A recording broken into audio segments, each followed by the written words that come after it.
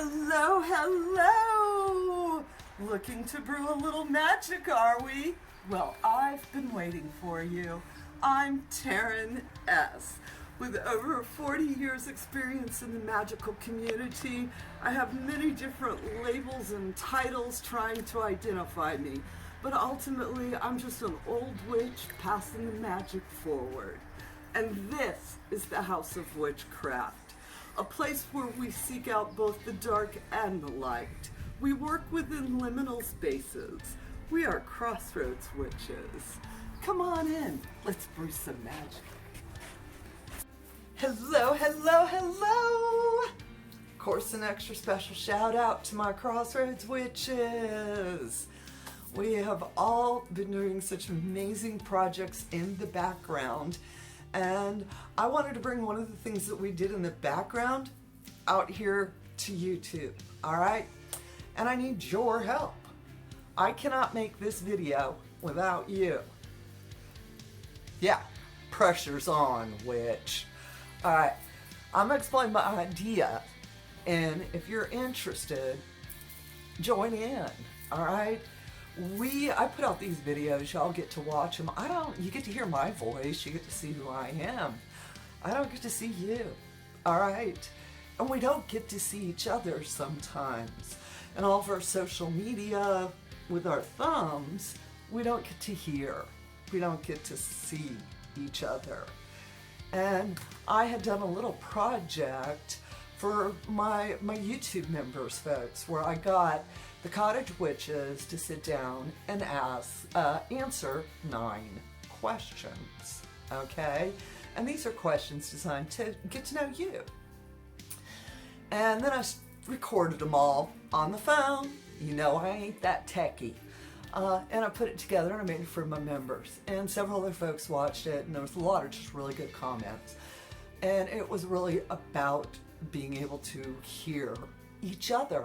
We could hear each other's voices. We could see each other in some instances, all right? And so I've decided, I think we can do it bigger, all right? I am going to post the 9 questions. I shall read them so y'all know. They ain't not, like I said, this is about us getting to hear each other, all right? And how old were you when you first started feeling witchy / magical, all right? When did you say it out loud? I'm a witch / magical.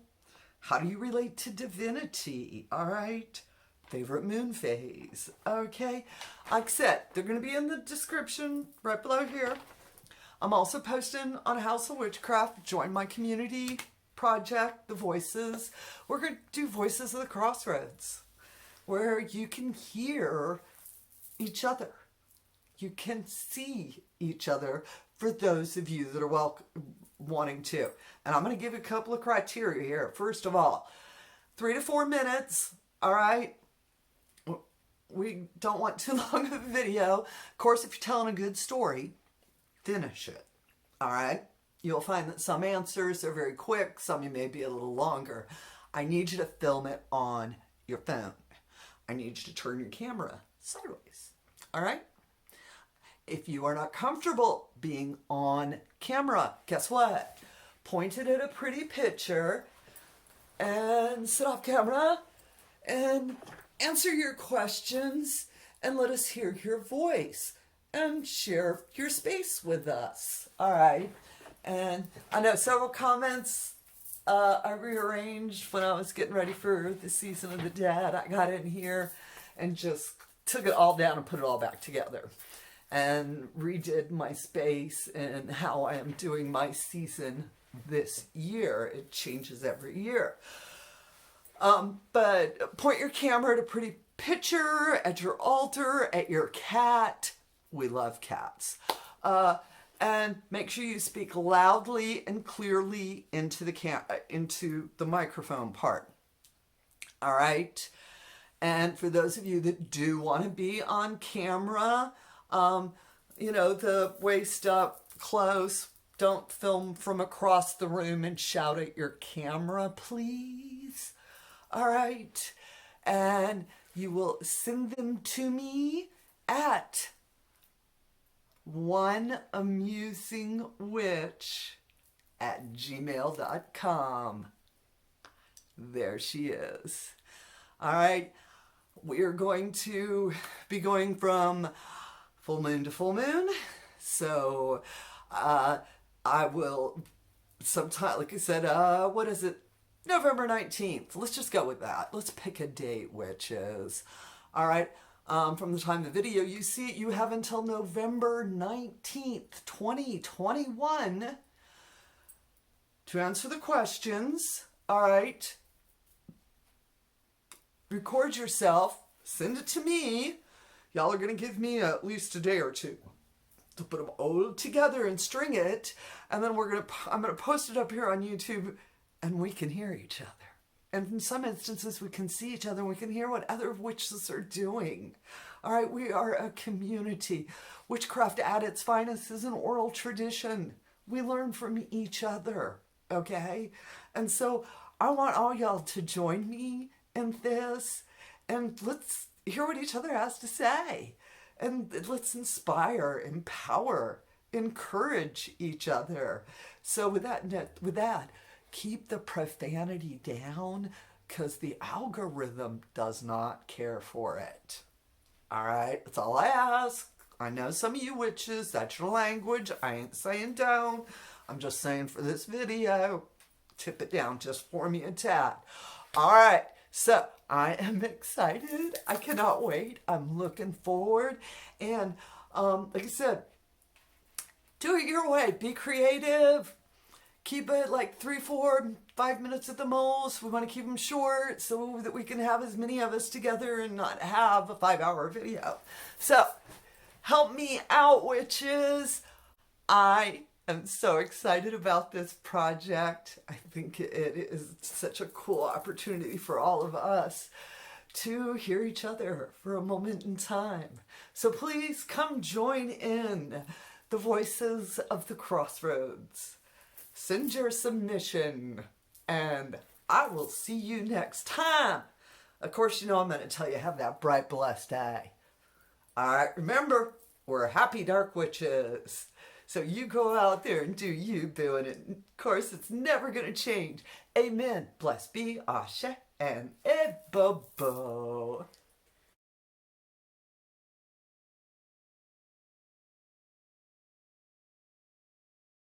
Witch interview with a witch. Ooh, okay. Interview with a witch. Yes. Desaraf, how old were you when you started feeling witchy? I would say I was probably around 14 or 15. There was other people were calling me witchy before I was calling myself witchy, because I went to a private Christian school and I liked nature, and apparently that was weird. So, so they considered me a witch. Okay. Yeah. When did you say it aloud, I am a witch?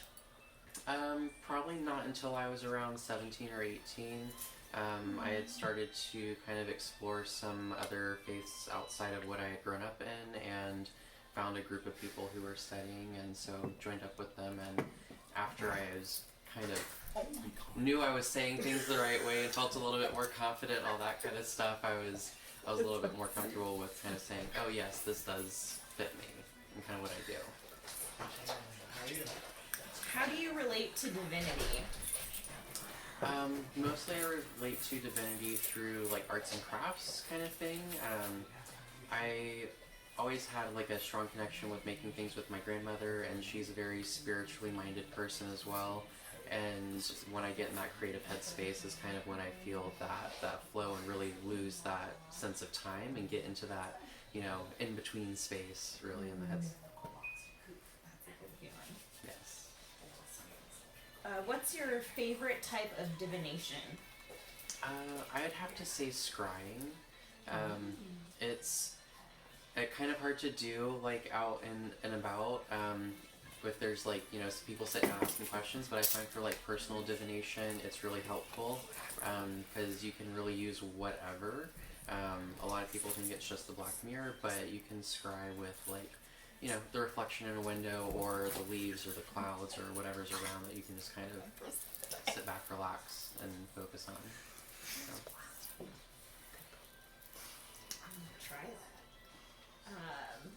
Type of magic that you're most likely to use. So, candles, herbs, sigils, jars, etc. I really love my crystals, so I incorporate those into pretty much anything that I do. Sometimes it's just having a crystal, but I like to do like the big crystal grids and get them all layered up and get some sacred geometry going in there. So like a little crystal altar is probably my go-to method. What's your favorite moon phase? Waxing crescent. It's the moon phase I was born under, and I always like that kind of energy of getting up and moving and growing, and I always need some more of that, so I like to focus on that and kind of reconnect with that pretty frequently. What's your best magical tool?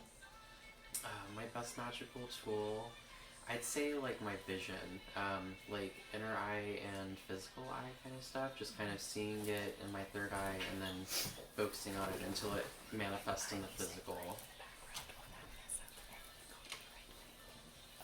Do you write things down in your journal or grimoire? Not as much as I should. I go through phases. And I realized this year, like kind of during the dark half of the year, I seem to do a lot of writing, and then during the light half of the year, it's like, oh, journal? What's that? What's your best advice for someone starting on their path? Don't be afraid of, like, figuring out why certain things kind of get you excited or get you frustrated, just really investigating kind of like the root of why you have such strong emotional responses to things. So doing a lot of that kind of inner reflection and not being afraid to kind of go into not only the happy spaces but also some of the dark spaces as well. It's you gotta have that balance and self-understanding for sure. Lilith, how old were you when you started feeling witchy?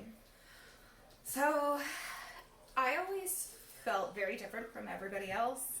All of my peers, my family, but I never could figure out why and what about me felt different.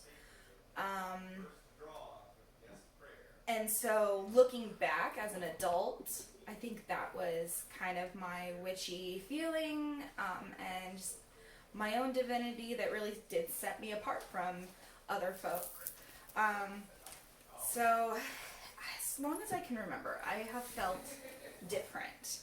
And it wasn't until I found the magic community that I was able to put the name to it.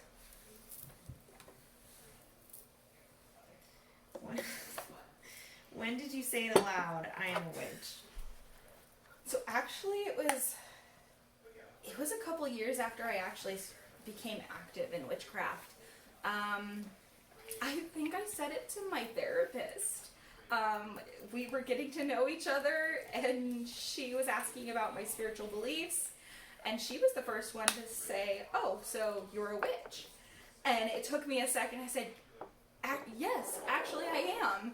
I'm a witch." And that was the first time I had said that sentence out loud. And it was a really proud moment, actually. I hadn't realized that I hadn't said it. And so that was a really special moment. So that was only a couple years ago, I want to say, that I said it truly out loud and owned it. How do you relate to divinity? I mean, I always feel a little bit of divinity inside of me at all times, but I especially feel connected to divinity in nature. So when I'm surrounded by a lot of trees, especially bodies of water, and even more so if I can be in the body of water, like the ocean is a massive calming source for me, and I just feel so connected to the world, the universe, and therefore divinity, because for me divinity is all of that. We have to go swimming in the ocean then. Please, let's swim in the ocean. Because we both said that, Yeah. so I feel like I know when you said it, I was like, we need to go swimming in the My ocean and heart. have an experience. yes. What's your favorite type of divination?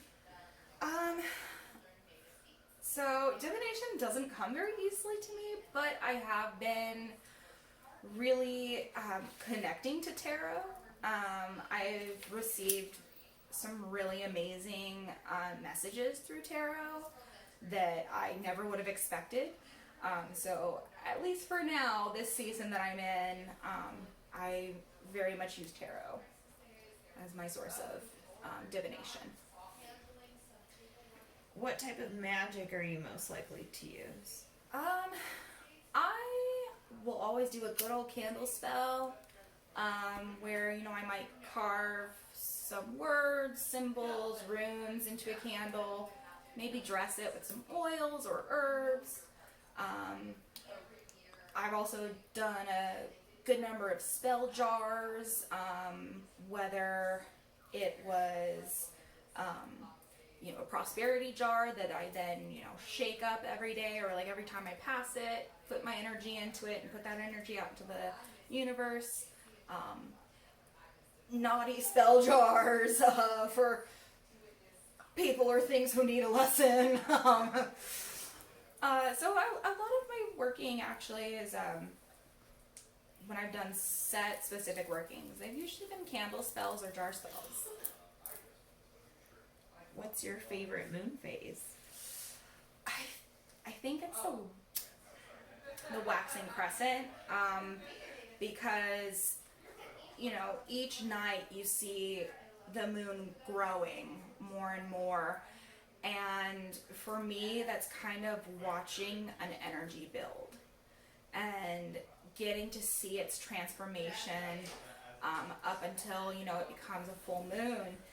It's just a kind of magical thing to watch that process for me. So I really love that, you know, period of growth in the moon phase. What's your best magical tool? Honestly, myself. I very much connect with instinct. I've noticed that I have some pretty strong gut instincts and gut feelings. It took me a while to figure that out. You know, I would feel something, and then it could even be years later, and I realized, oh, I was right, and I didn't realize it. And so I really, in my witchy journey, have been focusing on trusting that gut, trusting that instinct, and really listening to myself. And I kind of think that helps me listen to divinity more. Do you write things down in your journal or grimoire?